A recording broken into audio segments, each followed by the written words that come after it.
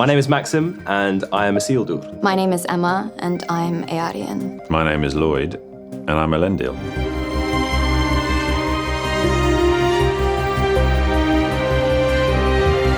Well, it's a never-before-seen island in the whole of Middle-earth. It's called Numenor. It's Tolkien's Atlantis.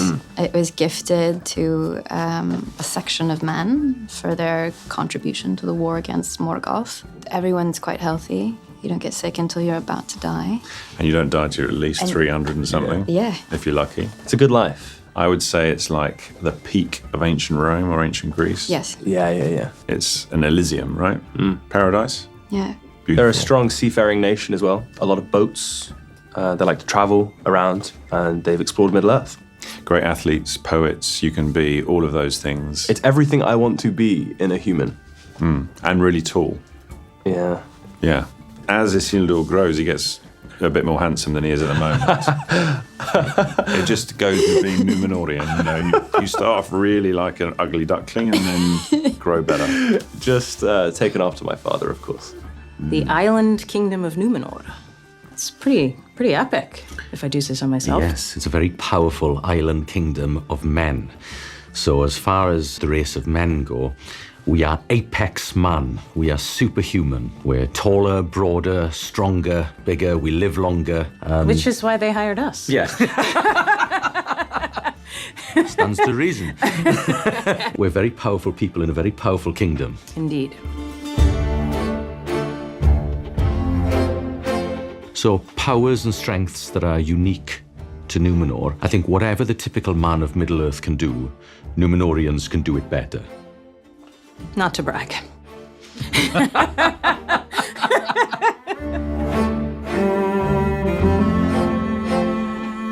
Very hard to find what the most Yeah. difficult facet is, only because the production design and the costume design was so phenomenal, wasn't it, in the art direction? It was just, you were so in the world, Yeah.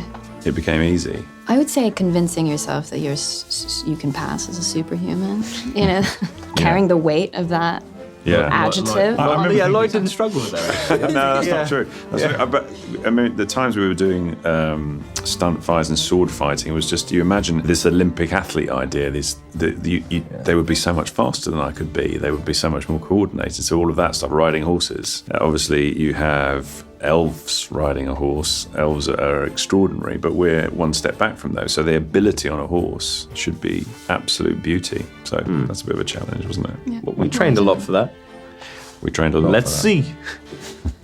Thank God for CG. There isn't any CGI in this. No CGI. None. Whoa. All horses. Yeah. Oh. I think the most difficult part of not only portraying a Numenorian, but portraying specifically Midiel, you know, when you're royalty, your wardrobe has a lot of corsetry.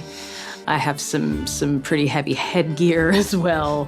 So just the physical aspect of sort of donning restrictive and heavy clothing, of course the end result is worth it. You know, pain is beauty or beauty is pain or whatever the saying is. But, you know, you spend a few hours in all of the get-up and it does start to wear on you. But I truly cannot complain because there are other people who have a far more intensive costume situation than myself. Yes, I would say keeping posture. Numenorians are very upright people.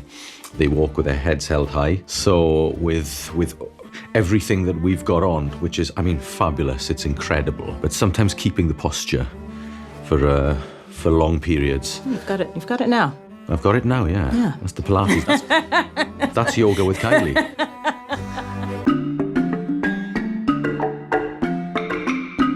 We went to the gym. Months of training. A lot. Big shout out to Big Matt, the trainer, right? Yeah. He works us very hard. Stunt camp, gym, Stunt camp, horse riding, seafaring, lessons on boats. You had to do. Well, I learned to write Numenorian. Yeah. While everyone was calligraphy. Yeah. And she drew some horrible pictures of Maxim and I. Yeah. The skills went straight to her. That's head. not true. They actually were very good, and I have my name written in Numenorian, which is a beautiful gift I got. And I have from Emma. Lovely self-portrait. How did I prepare to play a Numenorian? Pilates. I did lots of Pilates. I was hoovering up all the Pilates classes. If somebody couldn't make it, I was going to the class. And Yoga with Kylie is the company in Auckland. Kylie was incredible. She's the Pilates teacher. I'm sure she was sick of seeing me. My preparation to be a Numenorian involved dialect work. I obviously sound different as myself than you will hear me as Queen Midiel. Some horseback riding, because I'm a novice horse rider, and a lot of time with our illustrious costume department who have dressed us in the finest threads worthy of Numenorian royalty. So Absolutely. A lot of preparation to sort of put us all together as the fine Numenorians that we are. I agree. When we are introduced to Numenor in the show, we see a culture and a society at the height of its wealth and power. So it's very opulent and grand. You see that in the costumes, you see that in the set pieces. It has a very Mediterranean vibe. It's a beautiful landscape. So I am sort of partial to warmer weather places. Beautiful islands, lots of seafood. Yes, lots of seafood. I think wasted potential and Numenor aren't in the same sentence. And I think that's my favourite thing about Numenor. They really are resourceful.